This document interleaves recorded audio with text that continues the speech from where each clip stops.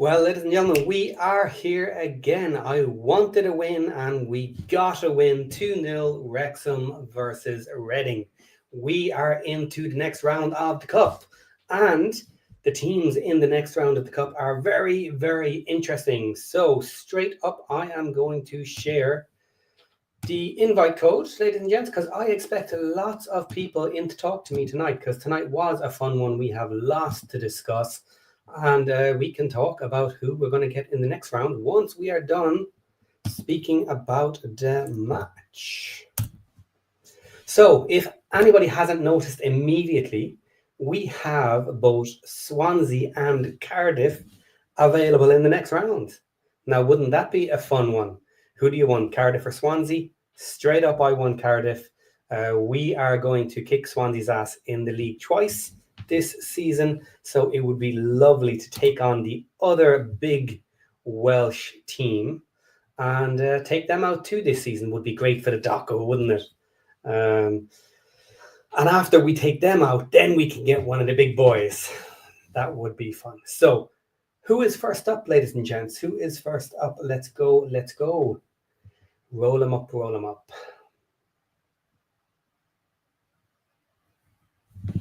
Okay, Bruce McFarlane is throwing in comments. Lots of comments in here. Seems like 11 Premier League clubs and 2 Welsh clubs in the draw. So the odds are pretty good. I know Paddy wants an away at a big PL ground. Yes, I do. That's another option because I am planning on flying in. But let's see what happens with that one. So while we're waiting, I am going to show you a little graphic I did. So who got through the round so far? Now, I just saw Liverpool win. That game is over. None of the matches have gone to penalties so far in this in tonight's matches anyway. There are 4 more matches remaining tomorrow. And options we have Brighton and Hove, Brentford, Crystal Palace, Fulham, Chelsea, Wolves, and Liverpool. So that is 7 matches from tonight. You will see by the matches from tomorrow that there is a Premier League team in every match. And most of them should come through that, which leads to the possible 11 that Bruce just mentioned. From the Championship, we have Swansea and Wrexham. League One, we have Cardiff City and our old pals Wycombe Wanderers. Does anyone want to give them another kick-in? Or is everybody bored? Done and dusted, they're gone. Who wants Wycombe? Or do we want the lowly little League Two Grimsby Town? An easy win, never going to lose that one. Not going to happen. Who wants Grimsby Town for the easy win? So, leaving that aside for just now, James Lee is first up in the background, and he is dying to get on here and talk. So let's put this graphic away till later. And James, welcome on board. How are you, my man? What's going on, brother? I'm good, man. I've been saying since the summer, man. You, me, and I think Victor even said it, that it looked like the 3-4-2-1 was going to be our best formation, and it's turning out to be that way. So, what did you think of it tonight? Did it work? Yeah. I mean, once we decided to stop being cautious and seeing if they were going to screw up and we make them screw up. Yeah. Like to me, it seemed like Parkey was playing. I'm not going to say safe, but let's see if they're going to screw up, and then we'll go. Yeah. Yeah, you often find that with the stronger teams. They kind of expect the win to come at some point, so they don't get crazy early, and then they just start putting more pressure. And it's not a terrible strategy because the weaker team gets tired. And the last 15, 20 minutes, half an hour, they are, in theory, much easier to break through. And you do see as well, when sometimes the weaker team gets an early goal, then the team comes out full throttle and potentially hammers them. Chelsea tonight went a goal behind, and then boom, just started slapping them for having the audacity to actually score. Now, here's one for you. Martin Duke says Elliot Lee was man of the match. How did he do in the new formation? And was he really that good? He was rock solid. I mean, Elliot did Elliot. So, my cousin did his thing. Okay. So okay. I kind of agree with Brunty being the guy tonight. Like he was rock solid and led that back line, in my opinion. Did Brunty do enough to force his way back in, or simply because it was League One? I don't know. Against Derby Saturday, against County Saturday, I wouldn't mind seeing Max, Hyman, and Brunt as our back three. I wouldn't mind seeing that. That's a little more athletic, a little more, able to play with the ball at their feet, coming forward, being part of the attack if need be, can help us press higher. Okay, good. Habs is in the background, so we can manage three, certainly. I'm going to bring Habs in here. How you doing, Habs? Yo, what's going on? Yo. What did you think? Do you want to join the convo? What this conversation or just the general thing? Yeah, for the moment. We were talking about formation and league, so let's finish that before we jump around too much. It suits him more to do the 3-4, either a 3-4-3 or 3-4-2-1, because we know we can go in that formation. One thing you'll notice very quickly, whether it's when he goes into the 3-4-2-1, which is the more offensive side, he switches to a 3-4-3, which will be more close to a mid block, and then when we go into a back five, we go into like this 3-4.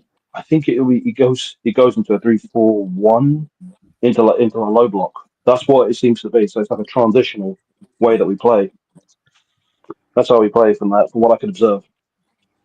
Good. Yeah. So here, Junior Ho says our second team defense and offense are improving, but our second team midfield is still the weakest point of the whole team. Is that fair? Yeah, we get younger and more athletic in the midfield in January if we're in the proper position. This is our secondary team. Is the midfield in our secondary team the weakest element of it? There are a lot of weak elements in the secondary in the team. Okay. There are a lot of them. Well, there's one big one that was just all over the place. Go on then. How about it? Who is it? You know who it is. Do I? I'm not in charge tonight. I'm going to make you guys do all the work. Go on. It's from where you are. James? Who's he talking about? Well, technically, I mean, you're from the Republic, right? Or you're from Northern Ireland? You can say his name. He's not like Voldemort. You can say McLean if that's who you're talking about. It is McLean. Yeah, I mean, but tonight, I mean, I think he can still run around as a first team player in League One, no problem, at an upper League One team. But I think this year will be his last year with us, and I have no problem with this being his swan song. No, I don't mind either, but there are moments in there where you just think, what was that? Right. I just thought, there was this lovely clear shot that he had there on the left, and then he does this weird scissor kick. Yeah. Well, here's my thing. If Libby is healthy, does Longman play and then Libby come on? Or I don't know if Mac is on the pitch tonight if Libby is healthy, and we can rotate somebody else in to that left wing back slot. Yeah, look, the assumption has to be that Libby came in to take the number one spot on that side. Now, is it possible that while he's out, because it looks like he's going to be multiple weeks away, can Longman dominate enough to take that spot? Maybe. from Kakache. It's possible he could lose out, especially if he doesn't come back quickly after his injury and find form straight away. But I have already started considering the idea that if Kakache doesn't come back in and dominate before January, that could be one area that we need to upgrade completely. In which case, we'll have a new left wing back, and then Libby and Longman may fight out for the second spot. That's what I said Saturday after the match, but that's a long way off. But so far, Longman is doing okay there. So let's hope that continues. Yeah. Sorry, Habs, what was that? So go ahead. I think we're done. We were just kind of responding to you. Fun. Okay. What I was going to say is you can tell with Broadhead the way he was trying to pass towards McLean, and that kind of relationship that you see with what was it? He's the number 11, isn't he? Yeah, Broadhead is an 11, and he's trying to get that ball to McLean every time, and it's just it's not synced in. They're not in sync with each other in the way they're playing. If Kakache was there or Longman, you could see where the balls would have been passing, and they would have been much more crisp. Okay. How did Broadhead play tonight? He was pretty quiet for a long time until he scored. I think he was just trying to find his place. That's what it was. He was just trying to find his place. And then I started noticing he was going into certain spaces where I could think, okay, this is starting to look good for him. And he found those spaces there. So he's an 11, so it works well for him. So it'll be him and Windass side by side. You'll see Windass working on the right, working with his wingbacks on the right, and you can see Broadhead on the left, working with his wingbacks on the left. So there's going to be that kind of thing. I think they're trying to figure out some kind of pincer maneuver with the way it's going to be working with Parky. Well, that sounds like the plan, and again, with a bit of time, once everybody is solid in their position, which we know we'll get to, then it's starting to sound good. We knew Broadhead had to have a position, and we've been calling that this sort of formation may suit right from when Broadhead came in, because a lot of people said immediately, where does he play? This doesn't work with our setup. So it's starting to form its natural place now. Yep. Kiefer up top is our target man, and then got Windass and Broadhead behind him. Yeah, and Kiefer, like we've seen so far, he is a target man, fair enough for that scenario. But low balls across the box, he almost had them the weekend, and he can produce his own goals as well. Unlike kind of what Palmer did when Palmer got the ball in space, he just wasn't fast enough and wasn't able to finish scenarios like that. Where Kiefer Moore is certainly solid enough to be not guaranteed in those scenarios, but a very high chance that if you allow him into those scenarios, he's going to finish it. So definitely threats all over the pitch now, by the sounds of it. I think Kabora will be much better fit for Smith or Hardy if they're going to be point man. Yeah, of course. So far, just the basic we saw of Kabora, his speed. Look, yeah, he'd be better suited to anybody. But also, it's also the passing as well. The way they deal with the passing, I think Smith and Hardy are much more suited to that. But I think Barnett and Longman are much more suited towards. Moore is much more suited towards Barnett and Longman with the way they pass. You can tell the way Barney floats the ball in. It's much more precise towards his height, so it's much more. What's the word? It suits him more to be able to have that kind of floating in ball, so he can head that in. So it makes it much more complex for them. Yeah. Now, I said earlier on my other the preview show, I wanted to see if Barney on the right played any balls in on the ground? Did he? Or were they all his Not standard that I. looping in crosses? Not. I don't think he got that many crosses in today. Okay. Yeah, I don't. Yeah, I'm Did trying it to go up the think left back. I more? don't think he had any more than those couple of loopers. I think he was doing more I passing think if we tried. anything. Yeah, Okay. I think we tried to come through the middle a lot more tonight than we did our normal crossing stuff. So how did that work? Let's say for both, Maka a little bit as well. Did it work passing into the middle for central attacks with the new formation, or did it certainly look like it could? Let's put it that way. Did it look like with the It looked stronger like it team could it with would work? time. Right. Okay. That's good. That's obviously the positives we want to see from that opening There was up a lot that more. middle attack. There was a lot more passing to the left, and there was more crosses coming from the left side of us than it was on the right. So Yeah. it might be the case that they have a trust for McLean to do that kind of thing. I mean, there were moments where he was doing perfectly fine in terms of the crosses. So they must have been going through the middle, passed it towards who was it? But there were moments that I could see. So it went from Barney to Thomason. It was always Thomason that was there. He was always there, perfectly on Yeah. point. And then he goes to either Broadhead or Thomason, and then it goes to McLean. He crosses it in, and someone's always there just to get it in there. Try and get it in there. Okay.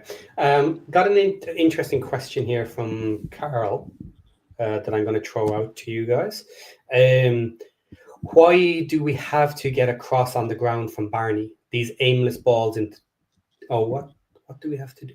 Sorry, I misread it. He said, what do we have to do to get a cross on the ground from Barney? These aimless balls into the box are spray and pray nonsense. So Barney's He's got to old get school. used to doing it.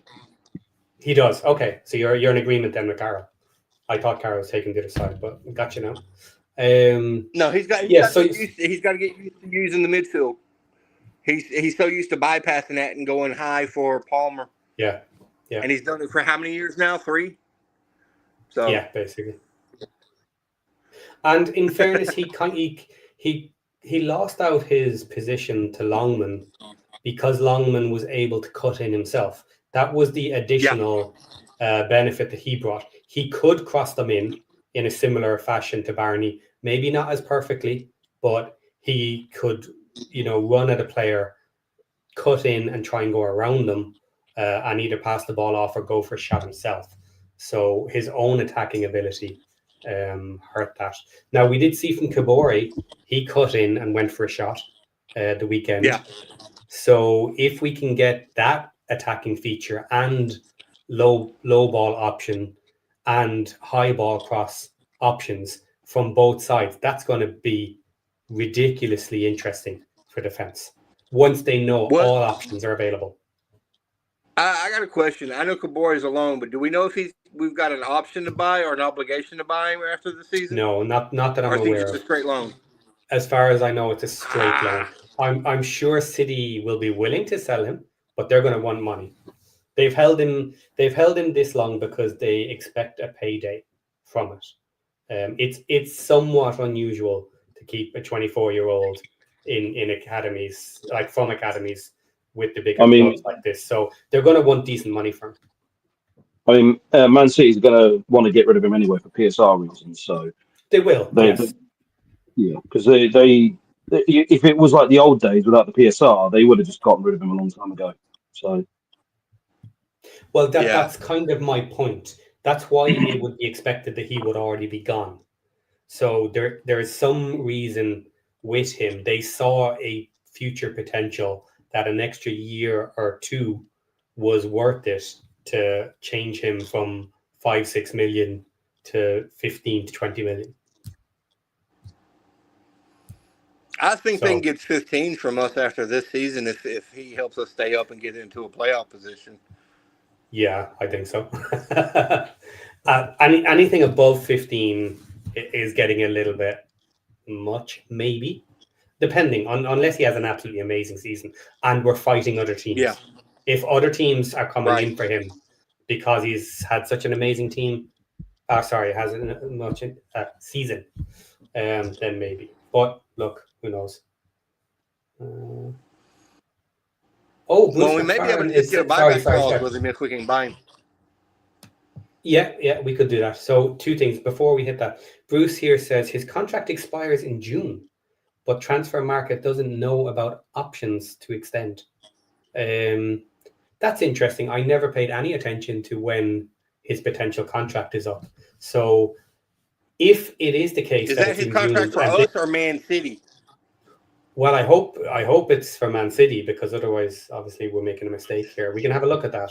But I didn't think it was June, but maybe it is. If it is, we have a very good shot of signing him in January. I mean, they're going to want a first dibs type contract with Doyle, so. And now, look, they'll want a buyback clause. Yeah. Well, the simple thing is, we got reasonable value out of City. We're making deals with them.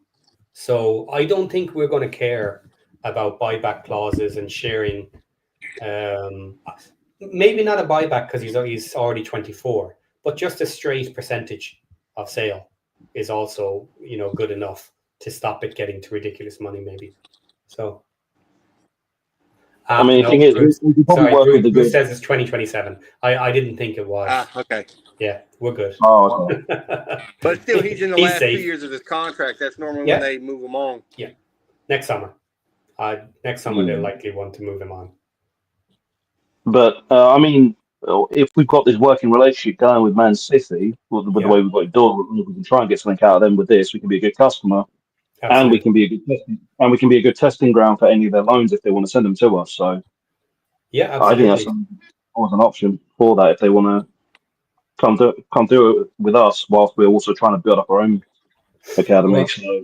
Well, I'll tell you right now, it wouldn't hurt Man City to be considering who can be our left wing back next summer.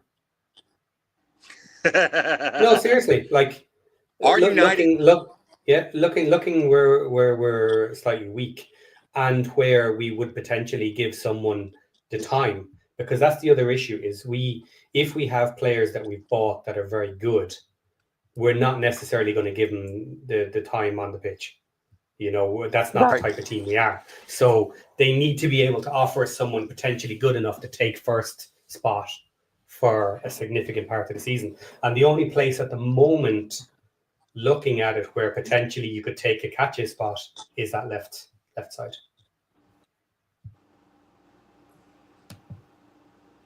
Anyway, back to the match. So we that's Kache. Sorry, I keep mixing up the names. Kabore sorted. So what else in the match is worth talking about? It wasn't that much of a serious match to me. I wasn't too worried about it. I was saying this in Josh's stream. They looked completely desperate and erratic. By the time we got to the 20th minute, I was like, they're erratic. They don't know what they're doing. Yeah. Specifically. Yeah. Well, look, they're having a hard year in the league. They're having a hard year. They didn't even play Marriott. So, yeah, they're just doing the best of what they could. Yeah, I mean, they just seem to.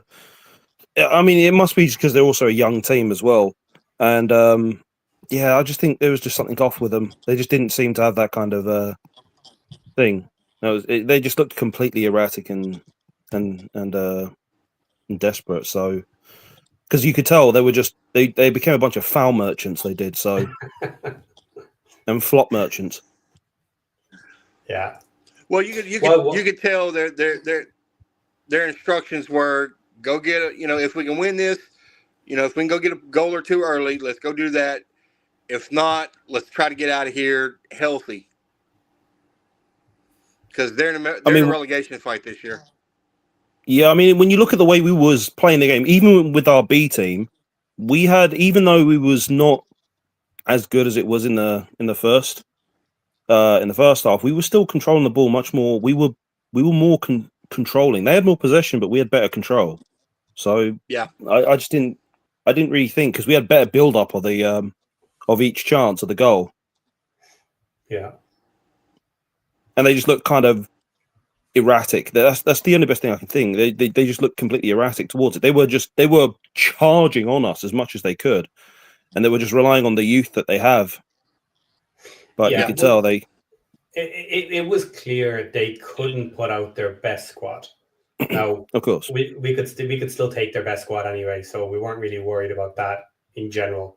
But here's a question from Matt White. I know my answer to this, but what do you guys think? Were you surprised Marriott wasn't even on the bench? No, I wasn't. Not really, no. No, and that's my answer too. I wasn't. I wouldn't have been overly shocked if I saw him, but at the same time, we didn't put Windass on the bench either. Now, the reason we decided not to put Windass on the bench is probably simply we do not want him injured. He is a major key to our league, and Marriott has now proved himself to be a major key for them in fighting back in the league for them, because they are right at the bottom of the league. They have to be worried about relegation. So here, Mario Clayton scored in their last 3 league games. Maybe they felt it was more important to keep him healthy. That is absolutely it. They do not want him to get $1 million worth in a match that is it's just not important. Ultimately, at the end of the day, there is no money in the Carabao Cup. First of all, even for lower league teams, it's a little bit of money, but it's not life-changing for any of these clubs at all. Because the reward for the Carabao, even at the top levels, it's only hundreds of thousands. So these clubs are not worried about this money. FA Cup is much bigger prize money. The reward for the Carabao Cup is the European qualifying. Yeah, but you're not going to get to that level for most of these teams. They know they're not. So they're not that worried about it at this stage. Which European qualifications? I won't have taken it for that reason. Which European qualifications do they get them in if they win the EFL Cup? The lowest, the Conference League qualification. Conference League. Okay. Yeah, I thought so, because the FA Cup gets you into the Europa League. So. Yep. Okay. Just quickly here. Del Boy era, Marriott was cup tied. He wasn't cup tied. They changed the rules this season. So the new rule would have allowed him to play. He wasn't cup tied. John Hill says it here as well. No cup tied issues in the Carabao because of a change this year. Only FA. Okay, cool. Yeah. And Matt White had put it up here first. 4th round win is only £15,000. Absolutely nothing to almost every single team here at the moment. Now you're paying the medical staff wages for the week. Yeah. Now look, if you get a Prem team and if you're at their ground, a share of the value might be something. But even then, you're not going to fill a stadium. So look, it's for the later stages. So no one's worried about it at the lower levels. We weren't worried about it. Parky didn't really care at the early stages of the Carabao Cup last season. He didn't care last season. He just focused on the league. He did. Yeah, he did. Yeah. With the exception of the FA Cup, he does care.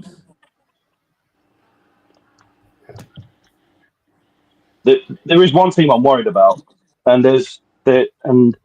Liverpool should be worried about them as well. They just did that last-minute goal again. I don't know how they keep doing it, but they can't keep getting away with this.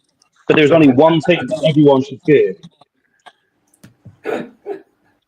And there's only one team that can truly take out Liverpool. Okay. And it's Grimsby Town. Grimsby Town. Yeah. See, Matt White said exactly the same thing. Grimsby. This is one of those, it's like everybody should be fearing getting Grimsby. You know, just because. Especially if you get Grimsby at their place. Yeah. Right. Okay. In the chat there, guys, is there anything else in the actual match itself that you want to discuss? Because soon enough, I'm going to start our goalkeeper death. Okay. I'm I'm going to start looking at the cup matches that we can get for the next round. But in the chat, anything else from the match that is worthy of discussion? So you just mentioned that they're keepers. Let's have a quick discussion on the keeper. How was Burton? Give me a rundown for him, please. Solid, rock solid, like we expect him to be. My thing with everybody being so wishy-washy with AO is everybody's got to remember how young he is. Not a lot of clubs have really young keepers because they struggle with either confidence or with technical abilities. Okay. We've had Arthur for 2 years, and AO for both of the years has been the best keeper in the league that he has played at. He was going to hit a wall at some point. I'd much rather him have hit the wall in the championship than in 2 years if we get to the Prem. And then we come right back down because he's hit that wall. And he just can't stop jack crap. You look at it, Ward is in his 30s and Burton is in his late 20s. AO is in his early 20s. Like, he's got to reps. They've got a decade worth of experience over him. So, of course, they're going to look more comfortable in between the sticks. Okay. So that's fair enough. My take on AO, to put it out there, is 24.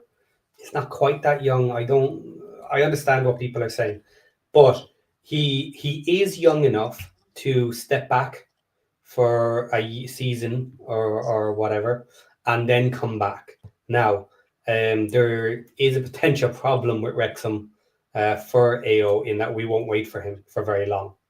So I didn't mind Ward coming in and taking the number 1 spot if AO is not ready.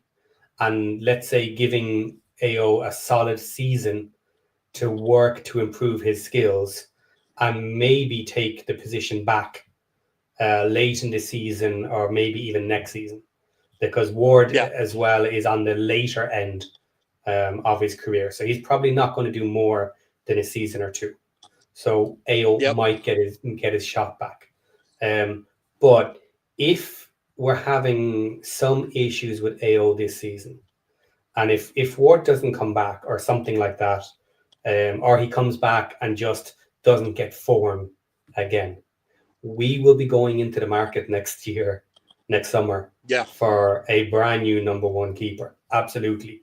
And at that point, I think they're probably going to go much younger and much more expensive than Ward, because they're going to be considering Premier League quality goalkeepers at that point. So an upgrade on keepers will happen in the next 2 seasons. It just depends on injuries and other issues, how fast it becomes particularly relevant. Bonifika's got a beautiful young goalkeeper. He's 6'6". I think he's 23, 24. Yeah. Mm-hmm. I mean, the thing is with Arthur is that he just needs to take some time. I mean, he'll get there during this season.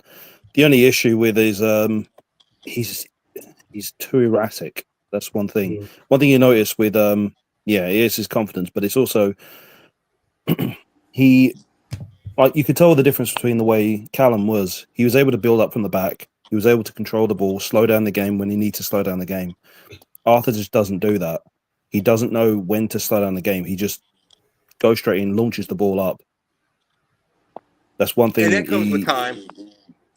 Yeah, he's not comfortable with being able to keep the ball passing back, controlling the ball, passing it back. It's just something he's just not used to doing. He's much more used to just launching the ball and hoping for the best. Yeah.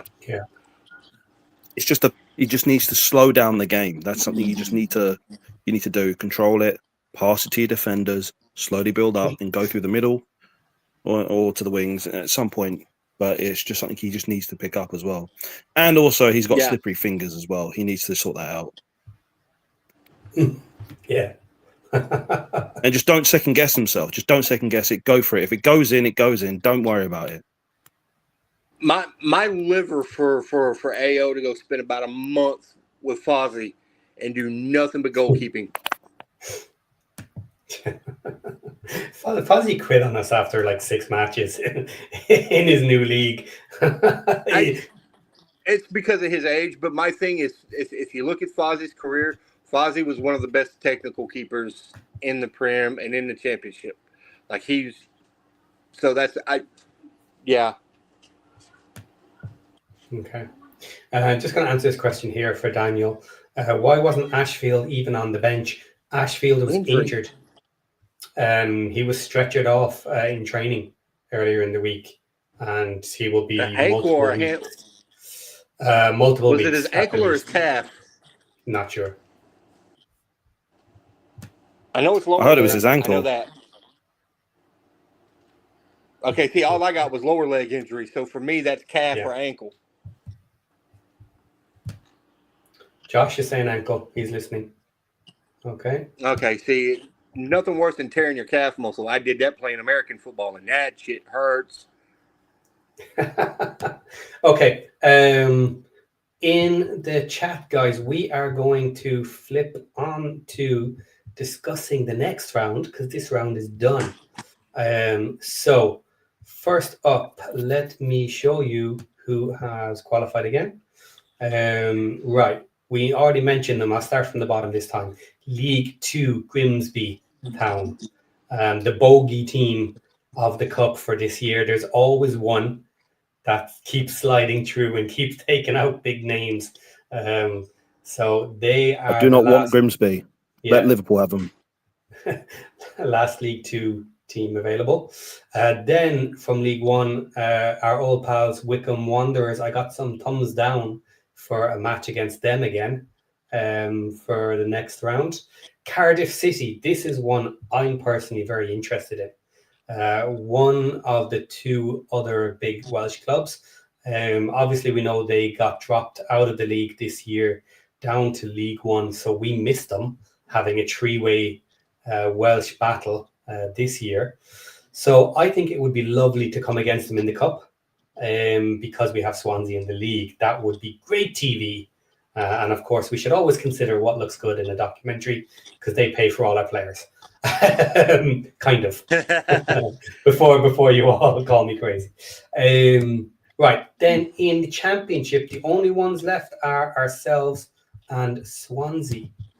Now we're playing Swansea in the league. It would be okay to get them in the cup. Might be fun. But I would prefer not to, personally. Going out to Swansea is one of those hate for it to happen, you know.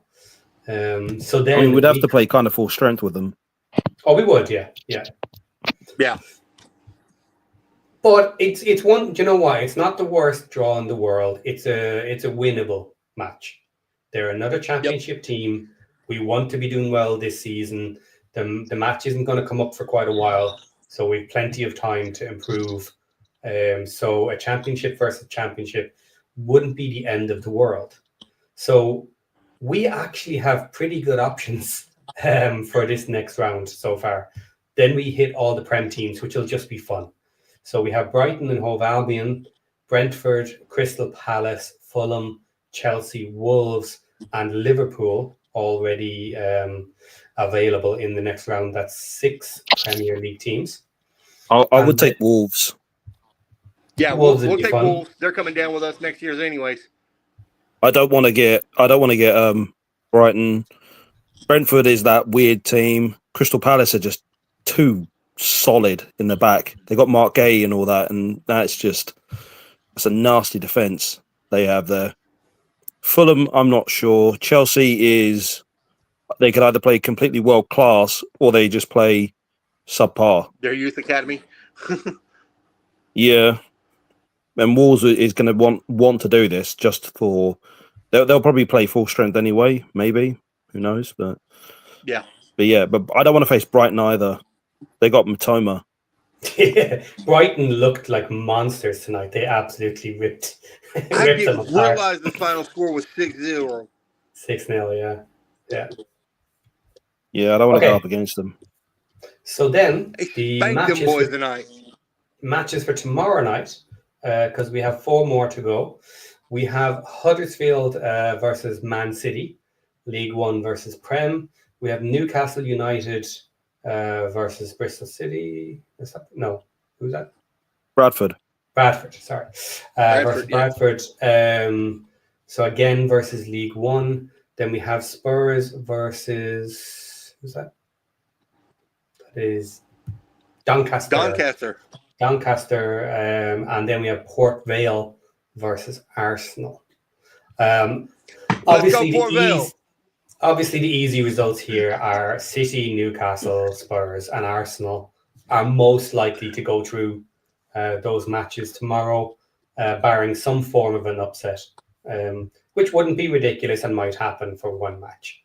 But that then leaves 10 Premier League, so anywhere between 6 to 10. No way all 4. Yeah, out of these matchups tomorrow, I want Doncaster and Port Vale to win. I hate Tottenham and I hate Arsenal. I want to go to Spurs Stadium. That would be an easy one for me to fly into. Them and Arsenal would be very easy matches for me. So I would like one of those 2 out of the Prem teams. That would be good for me, and I might make it. Who do you want to play? My hate for them is because of my Premiership fandom. Yeah. I'm who do you want out of this group? Anyone? No one in the chat, guys? I'd rather Wolves. Okay. Yeah, Wolves. My 2 is either give us Cardiff or give us Wolves. Those are my 2 preferences.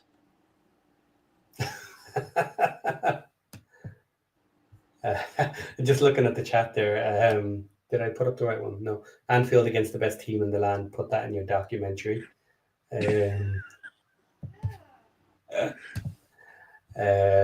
Ideally, Cardiff City round 16 win and away to a big Premier League club in the quarterfinal. No, Maitland is saying we're definitely getting Grimsby. And then from the early comments, I saved some. Bottom of the Prem would be a good measuring stick. Wolves. Do you think we can beat Wolves? Yep. I think we're within a chance of beating them. Okay. And he says it's a very nice payday. Nope. not a nice payday. Not unless they're splitting the gate with us. Yeah, they are splitting the gate. We get 40% if we go to their stadium. So we give them 40% at our stadium. So it's actually worse if they come here. We'll make less than we do in a normal league match. So some decent attendance at one of the big boys might make us a little bit of cash, but nothing ridiculous.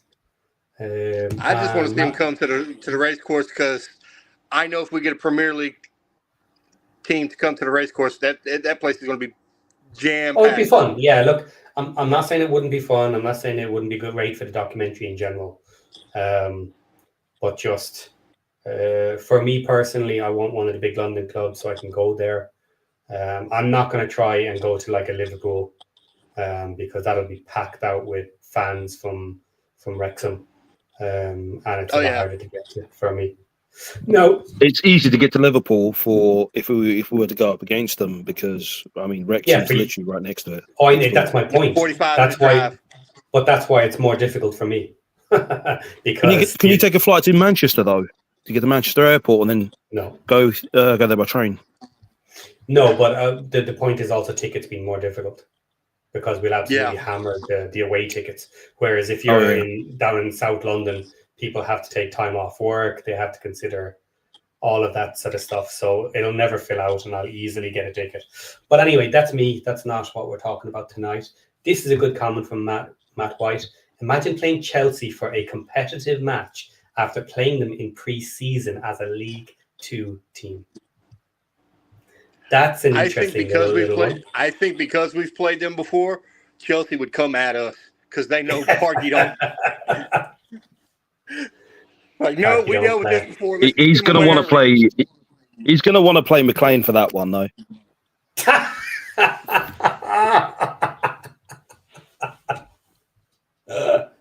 Because you know Colwell's going to be there because he tried to pick a fight with Colwell.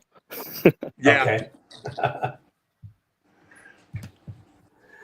Right. Okay, so here's the big one. Guy Jackson, a Welsh derby at home in next round, Swansea or Cardiff. So what do we think about the whole Welsh derbies? It's not a derby. Cardiff. Okay, it's a Welsh derby. It's Let's not a derby. I don't care. Let's not argue over it. I like calling it a derby. Go on. We know what it is. That's why you like add I the said, Welsh. I'll take Cardiff out of the two because we will see Swansea. Yeah. I think that's the obvious one. Look, at the end of the day, Cardiff, in theory, are the easier team as well. Look, let's be straight about it. They've lost players. They've gone down a league. You know, they played well to win to get through the round. So they're not nothing. It'll be a tough match. They'll want to win it, but I would certainly choose Cardiff over Swansea. Aren't they at the top of the league as well? On League One? Yes, they are. Yeah. Yeah. So they're gonna want to play strong. Oh, they will. Yeah, they'll absolutely play strong. So it'll be a tough match in general, you know. But I would still say it's probably easier than Swansea.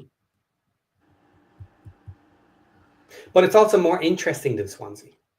Yep.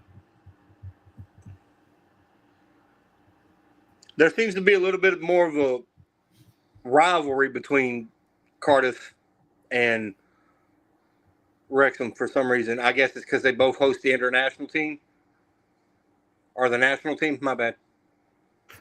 Okay. No, it's because Cardiff has been Cardiff and Swansea have been the top football team for Wales, basically. But usually it's been Cardiff that's been like the top one.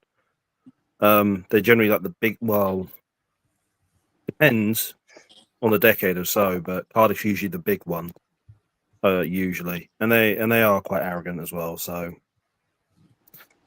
but Swansea's always been that kind of like consistent team. Whether they go up, whether have they been in the Prem? They've been in the Prem.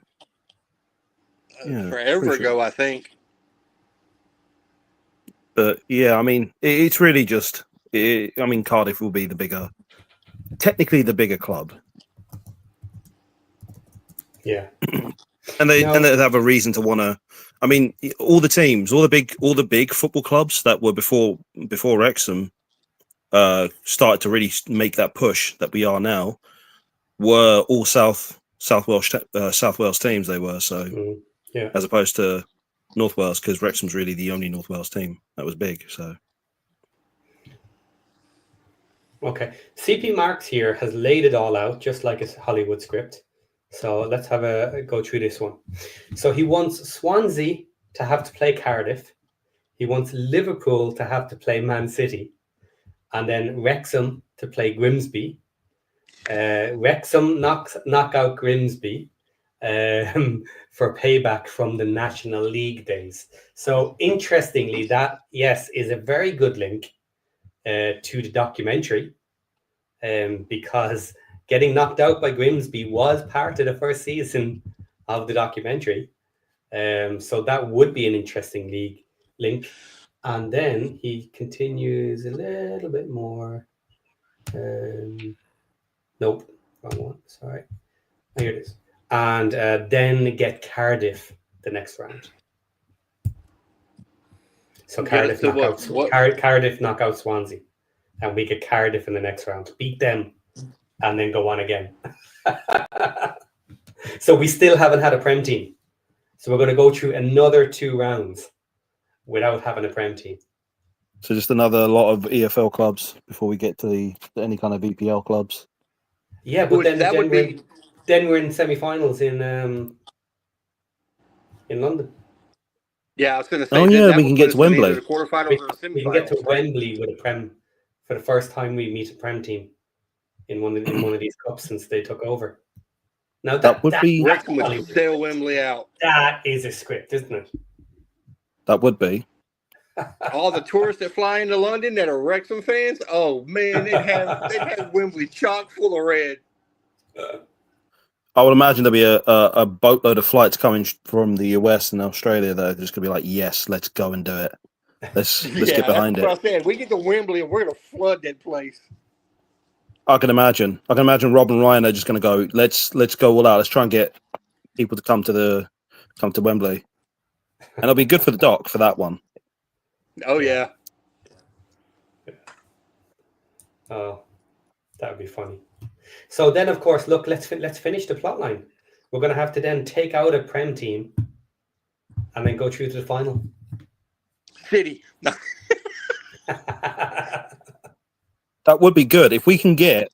I mean, Wrexham have never won an EFL Cup. We can go deep enough to the final, to a point where we can get to a final. That would be something else.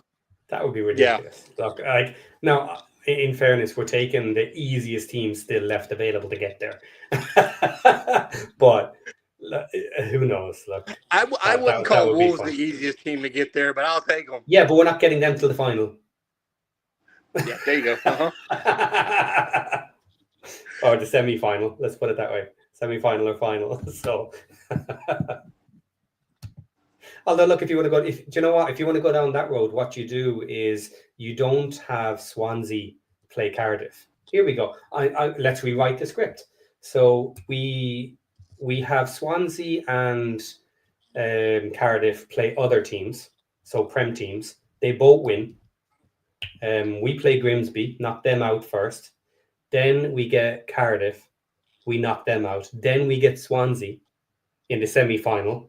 Then we knock them out. Then we get a Prem team in the final. I got a quick question for you, Patty. How many more rounds do we get in the Carabao before the next international break? None. We don't get any more before the international break? No, I think there's a big break now.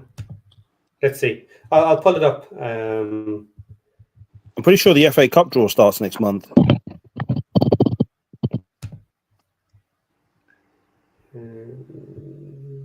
My thing is, if we don't get anything until after the international break, we may not.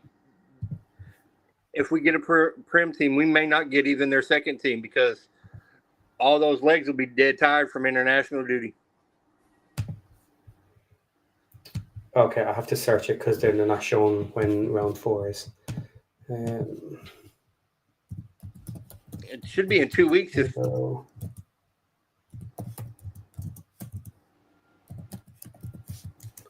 Let's see. Okay, yeah, 27th of October. The weeks of 27th of October. So, that's right after the international break. Right? Yeah, I think so. I'm just pulling up our fixtures now. Do you know when the FA Cup draw starts? Okay, the November, 20th, right? the week. Yeah, the week of the 27th of October. Yeah, it's in the middle here. So we have Derby next, then we have Leicester, then we have our break. No, we don't. Sorry. Then we have Birmingham on October 3rd. Then we have the international break. Yeah. Then we come back from the international break. We will have Stoke, and then we will have Oxford on October 22nd, and then it'll be the week of the Cup. So yeah, there's a decent break now. So Prem teams may be sitting most of their. After that, it jumps to January for the next rounds. So we're after Christmas at that point. That's what I'm saying. This next round, Prem teams may be resting even their second team players from international duty. Yeah, everyone will be back from international duty. I'm trying to get those guys their legs a break for,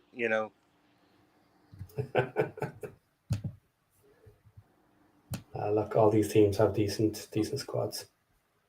Yeah. Okay. I mean, does anyone know when the FA Cup starts to draw for the EFL Cup? Draws were in November. Okay, let's search that. Right, late November, early December. Or am I wrong? I'm probably wrong.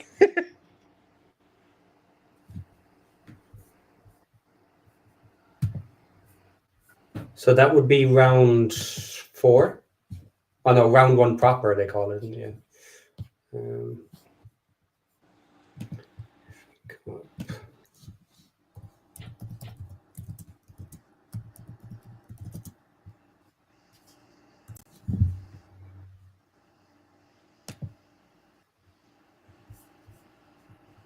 Here we go. FA Cup dates. Preliminary rounds, third rounds, qualifying. First round proper is 1st of November. So the draw will happen before that. After the 4th round. We don't come in until what, the 3rd qualifying. round? Premier and Championship don't come until like the 3rd It takes a little longer for us because since we're in the Championship, it's later rounds. So yeah, 10th of January. 10th of January. Yeah. The 3rd round gets the Prem teams that are not in Europe and Championship. So that's what I thought. Okay. Yeah. So 10th of January. For the matches. Or match weeks. Whew. So guys, the FA Cup final takes place in was it April or March? Final 16th of May. 16th of May, that's it. Yeah, that's it. Yeah. Because I know the EFL Cup, that the final was in February. So space it out between those two, that'll be. Okay, so anyway, the question is, have we decided we're winning the Carabao Cup? Yes. I think we have. We can go deep. Yeah, we're going to win the cup. We're going to take it all, just for the document. Like I said, we're going to get the double. Double cups. like I said Saturday, as long as we can stay out of a relegation battle in the league, if we're 15th to 10th or whatever, something like that. I'm sorry, I'm not listening to that crap. Relegation. Out of a relegation battle. We're just talking about winning cups. Okay, guys, on that bombshell, I think we've spoken enough crap. Thanks, everybody, and I will be on after the next match, barring unforeseen circumstances. So do y'all come back. And we have a new league match the weekend. Who are we playing? We are playing Derby. And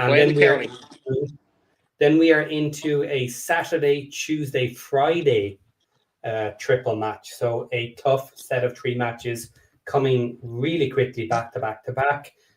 Josh is on every day pretty much with the news. We do extra shows in the evening.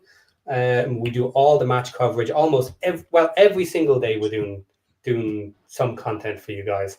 So give us a like, give us a subscribe. If you want to give us money, do that too, because we love money. Or at least Josh does, because he doesn't pay me. And thanks for being here. Thanks for being part of the Local Pundit. We will see you again, guys. All right, Patty. All right, everybody. Holla at y'all. All right, see you in a bit, guys.